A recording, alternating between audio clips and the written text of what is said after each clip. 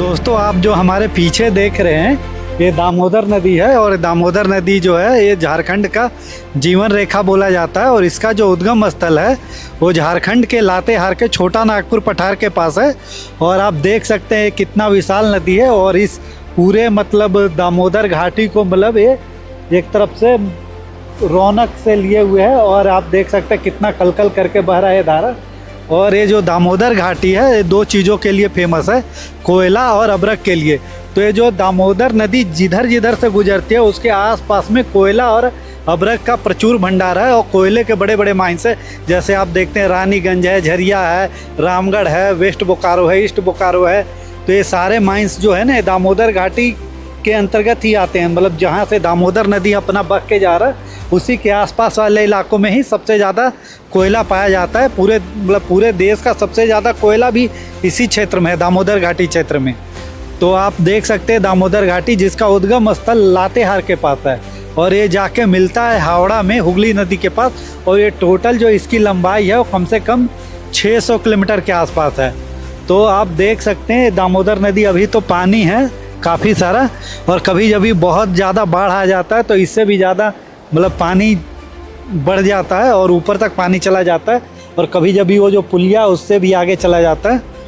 तो ये दामोदर घाटी में पहले बहुत बाढ़ आता था तो इसलिए गवर्नमेंट ने इस पे पहला जो देश का सबसे पहला जो बहुउद्देशीय घाटी परियोजना है वो इसी नदी पे लाया है और उसका नाम है दामोदर घाटी निगम, जिससे भारत सरकार उसमें कम से कम 5 डैम बनाई है। जैसे पंचेट है, कोनार है और तिलैया डैम है। इस तरह से 5 डैम बनाई है दामोदर और उसके सहायक नदियों पे।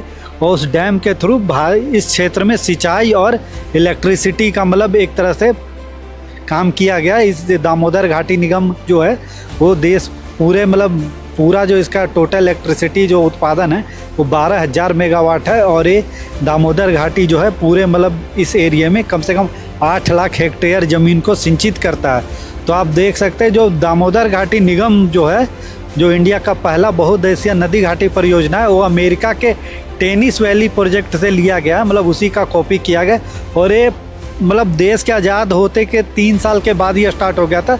1950 में स्टार्ट हो गया था और 1953 में पहला जो डैम है वो बन के तैयार हो गया था। तो ये जो तिलैया डैम है, फिर मैथन डैम है, पंचेट डैम है, कुनार डैम है, ये सारे डैम दामोदर नदी घाटी पे ही बने हुए हैं। और जो इसके आगे दुर्गापुर में एक बराज भी बना हुआ है। पहले इसको दामोदर घाटी को बंगाल का शोक कहा जाता था।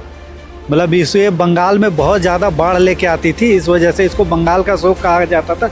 और जब से दामोदर घाटी निगम अस्तित्व में आया तब से ये जो दामोदर नदी को कंट्रोल कर लिया गया है और पहले जैसा बाढ़ नहीं आता है।